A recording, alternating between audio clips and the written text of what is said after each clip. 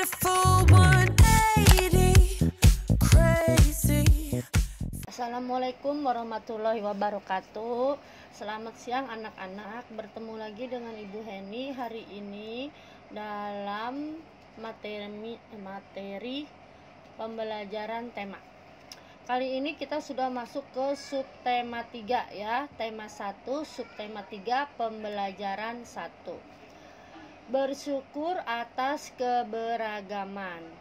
Indonesia memiliki keberagaman adat istiadat, makanan, permainan tradisional, lagu, tarian, serta lainnya. Kita perlu mensyukurinya karena dapat menikmatinya.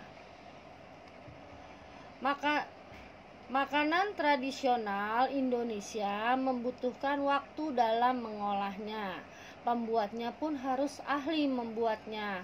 Kamu akan belajar tentang seorang ibu pembuat dodol Betawi.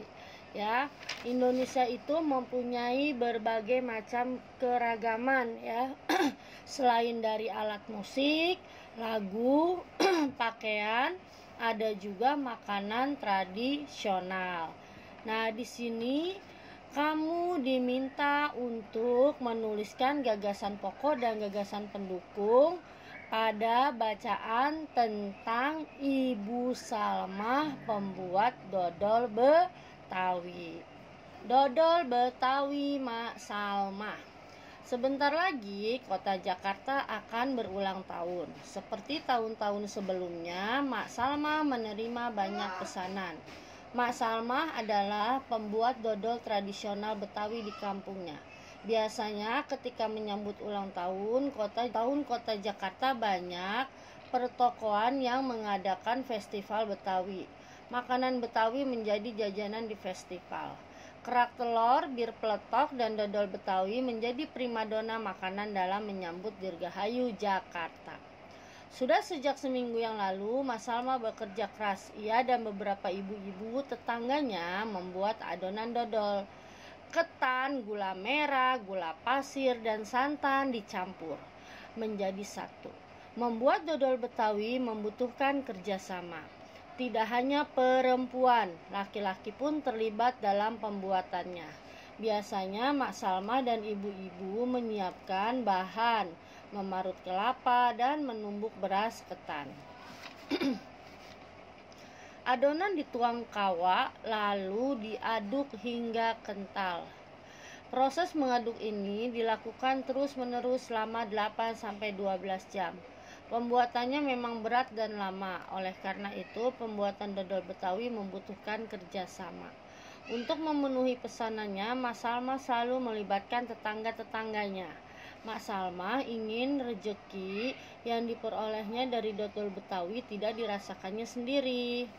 Mak Salma juga ingin dodol Betawi selalu dikenal. Ia ingin warga di sekitarnya juga ikut melestarikan makanan tradisional milik kampung sendiri. Dodol Betawi Mas Salmah ikut melestarikan budaya, memupuk kerjasama, serta menjalin keakraban antar warga. Nah, dari cerita dodol Betawi Mas Salmah ini mencerminkan bahwa ternyata makanan tradisional itu bisa juga menumbuhkan rasa persatuan dan kesatuan ya. Di sini kita lihat kerjasama para ibu-ibu dan Mak Salmah yang saling bantu-membantu untuk membuat jajanan dodol Betawi yang nanti akan dijual sehingga hasilnya bisa dinikmati bersama ya. Dan kamu juga sebagai anak Indonesia harus bangga ya, harus bangga mempunyai berbagai macam kebudayaan Indonesia, salah satunya yaitu makanan tradisional. Jadi kamu tuh harus belajar mencoba makanan tradisional, karena memakan makanan tradisional juga merupakan salah satu melestarikan kebudayaan Indonesia. Nah, Dari bacaan ini nanti kamu tentukan gagasan pokok dan gagasan pendukung. Bacaan dodol Betawi ini mempunyai 3 paragraf. Nanti kamu tentukan gagasan pokok dan gagasan pendukungnya. Ibu kasih contoh ya. Ibu kasih contoh. Misalnya untuk gagasan pokok di paragraf pertama. Ini gagasan pokoknya. Sebentar lagi kota Jakarta akan berulang tahun. Itu gagasan pokok. Gagasan pendukungnya, seperti tahun-tahun sebelumnya, Mak Salma menerima banyak pesanan. Gagasan pendukung 2, Mak Salma adalah pembuat dodol tradisional Betawi di kampungnya. Gagasan pendukung 3, biasanya ketika menyambut ulang tahun kota Jakarta, banyak pertokoan yang mengadakan festival Betawi. Gagasan pendukung 4, makanan Betawi menjadi jajanan di festival.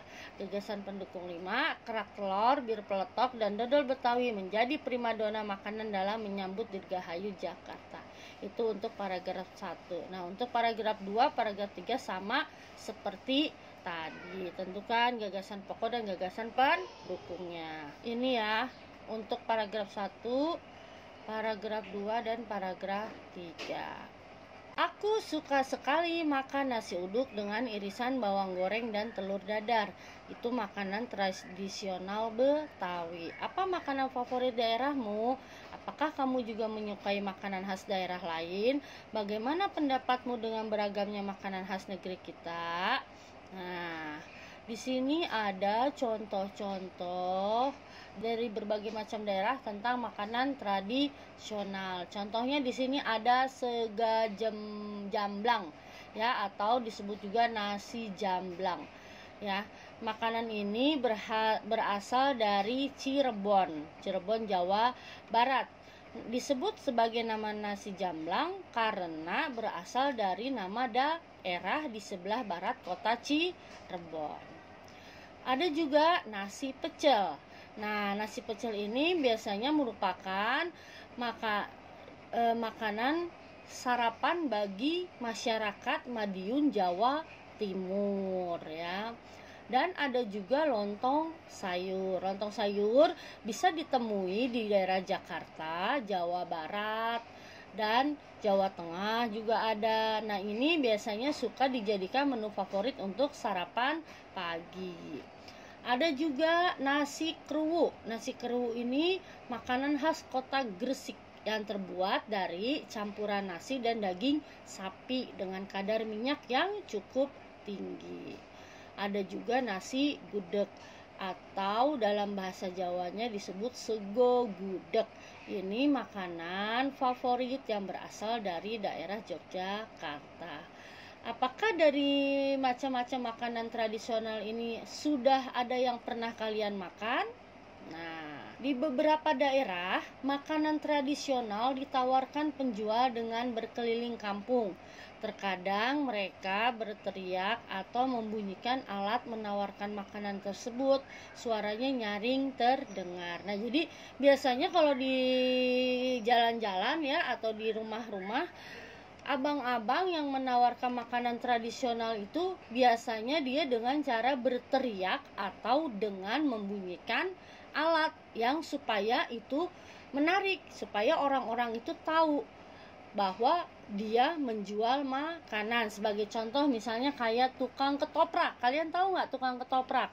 Nah, tukang ketoprak itu biasanya dia menjajakan makanannya dengan cara memukulkan botol beling dengan sendok ya, ting ting ting ting. Nah, biasanya kita kalau suka kedengeran kan dari rumah ting ting ting ting. Nah, itu ciri khas dari tukang ketoprak. Tukang ketoprak itu berasal dari mana? Dari Cirebon ada ya, dari Jakarta juga ada ya. Ada lagi misalnya makanan tradisional.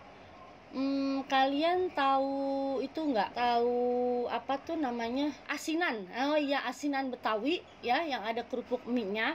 Biasanya abangnya itu pakai gerobak dorong, pakai sepeda. Nah, dia itu menjualnya itu dengan membunyikan alat seperti besi ya. Ting ting ting gitu, seperti besi dipukul-pukul. Nah, biasanya itu tukang asinan Betawi. Nah, itu untuk memberitahu bahwa dia berjualan makanan, ya. Nah, terkadang suaranya itu sangat nyaring terdengar, ya. Nah, ingatkah kamu bahwa bunyi memerlukan penghantar untuk bisa terdengar? Media penghantar untuk perambatan bunyi adalah udara, zat cair, dan benda padat. Nah, mungkin kamu masih ingat pembelajaran yang kemarin di subtema 2 atau subtema 1 tentang penghantar untuk bunyi, ya. Jadi bunyi itu mempunyai media penghantar, yaitu udara, zat cair, dan benda padat. Nah, di sini ada percobaan tentang pemantulan dan penyerapan bunyi, ya. Nanti di sini percobaan ini kamu coba di rumah, ya. Kamu coba di rumah dan hasilnya kamu tulis di dalam laporan percobaan ini untuk mengetahui tentang pemantulan dan penyerapan bunyi. Dengan apakah kalian bisa terdengar nyaring, dengan apakah kalian bisa tidak terdengar. Nanti kamu akan tahu hasilnya, ya. Nah, kita lanjut ke pembelajaran 2. Nah, kita lanjut ke pembelajaran 2. Indonesia memiliki rumah adat yang beragam. Kita harus mensyukurinya, ya. Nah, ayo kita cari tahu lebih lanjut. Keberagaman Indonesia tercermin pada rumah adat. Kita harus mensyukuri keberagaman dan keindahan rumah adat tersebut. Indonesia mempunyai banyak keragaman, ya. Indonesia punya banyak keberagaman kebudayaan. Salah satunya yaitu rumah adat. Nah, berikut adalah rumah adat dari berbagai macam provinsi yang ada di Indonesia. Salah satunya nih, Rumah Gadang. Rumah Gadang ini merupakan rumah adat tradisional yang berasal dari Sumatera Barat, atau kalian suka biasa menyebutnya Padang. Yang kedua, Rumah Aceh. Rumah Aceh berasal dari Nangro Aceh Darussalam. Yang ketiga, Rumah Balai Batak Toba. Ini rumah adat yang berasal dari daerah Sumatera Utara. Yang keempat, rumah adat Tongkonan yang berasal dari Sulawesi Selatan atau suku Toraja. Dan ini Baileo, rumah adat Provinsi Maluku, dan ini rumah adat Bangka Belitung. Nah, ini adalah merupakan macam-macam rumah adat tradisional yang ada di Indonesia pada setiap provinsi Indonesia. Nah, keberagaman Indonesia tidak hanya tercermin pada rumah adatnya, tapi juga pada bentuk-bentuknya yang sangat berbeda-beda, ya. Sangat berbeda-beda. Ada yang berbentuk segitiga, ada yang berbentuk trapesium, ya. Nah, ini mempunyai bentuk yang berbeda-beda. Salah satu keunikan dari rumah adat Indonesia adalah bentuk sudut atapnya. Nah, sudut atapnya itu mempunyai bentuk yang berbeda-beda, ya. Mempunyai bentuk berbeda tapi juga unik, ya. Coba kamu amati bentuk segi banyak beraturan dan tidak beraturan. Coba di sini kamu lihat, ya. Segi banyak beraturan memiliki sudut dan sisi yang sama, ya. Kalau segi banyak tidak beraturan, dia tidak. Lihat, ini ada persegi, ada segitiga. Ini segitiga sama kaki, ini segitiga sama sisi, dan ini segi banyak tidak beraturan. Kalau ini segi banyak beraturan, ini segi banyak beraturan, ini tidak beraturan, dan ini tidak beraturan. Ya, ukurlah besar setiap sudut pada segi banyak. Hitung pula jumlah besar seluruh sudutnya. Nah, sekarang kamu mengukur Bangun-bangun segi banyak beraturan dan tidak beraturan yang ada di tabel. Contohnya 1, segitiga. Banyak sisinya berapa? Besar sudutnya berapa? Jumlah besar sudut pada segi banyaknya berapa? Oke, sekarang kita lihat ya. Ibu kasih contoh nomor 1, segitiga sama sisi. Nah, ini ibu kasih contoh yang nomor 1, segi banyak sama sisi ya. Pada segitiga ini dia mempunyai 3 sudut. Nih, sudut 1, sudut 2, sudut 3 ya. Ini mempunyai 3 sudut. Sisi, nah yang disebut dengan sisi ini ya. Nih, ini disebutnya sisi. Pada bangun ini mempunyai 3 sisi ya, mempunyai 3 sudut dan mempunyai 3 sisi. Nah, sekarang kita belajar mengukur sudut. Sebenarnya mengukur sudut sudah kemarin ya Ibu ajarkan. Nah, sekarang Ibu coba mengingatkan lagi kamu kembali. Nah, kita ukur sudutnya. Contohnya seperti ini. Nanti kamu ukur sendiri yang di buku dengan busur kamu ya. Cara mengukur sudut masih seperti kemarin. Ini pusatkan sudut dengan garis pusat sudut yang 90 ini ya. Nah, seperti ini. Nah, kalau sudah, kamu lihat nolnya di sebelah mana. Oke, luruskan. Nah, kalau sudah, kamu lihat angka yang di 0, atas atau bawah. Ternyata ada yang di atas nih yang Ibu lingkarkan. Nah, kita lihat garisnya ada di angka mana. Ternyata ada di angka 50. Berarti besar sudut ini yaitu 50 derajat ya.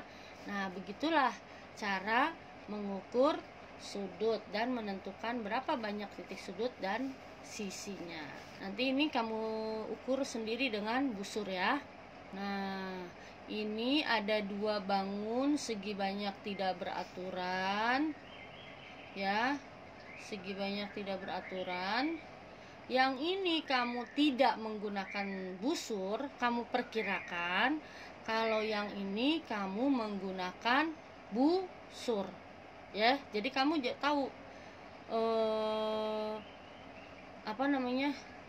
jadi tahu ukuran yang sebenarnya.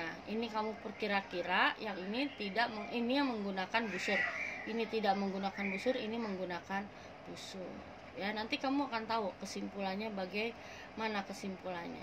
Di sini ada bacaan mozaik kreasi bersama. Ya. Lani duduk termenung di meja ruang tengah rumahnya. Di hadapannya terbentang sebuah karton besar. Masih kosong.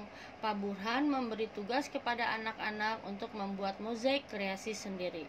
Tugas tersebut harus dilakukan secara berpasangan. Lani berpasangan dengan Edo. Sejak kemarin Lani sudah mencari ide untuk tugas tersebut, tetapi ia belum menemukan yang sesuai. Ah, tunggu Edo saja, pikir Lani.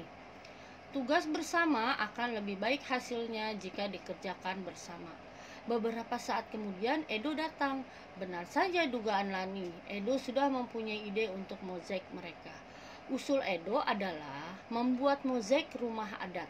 Edo berasal dari Maluku. Ia sudah punya contoh gambar rumah adat Maluku.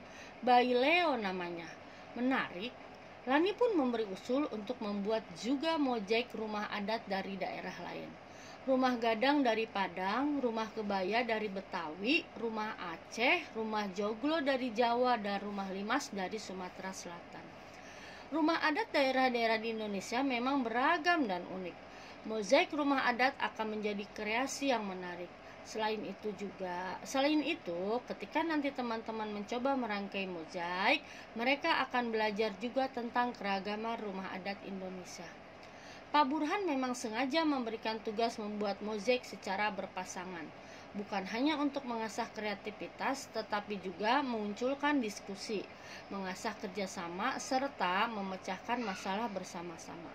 Sama seperti mozaik, ketika keping-kepingnya digabungkan menjadi jelma, menjadi gambar yang indah. Ini ceritanya tentang kreasi mozaik ya, kreasi mozaik.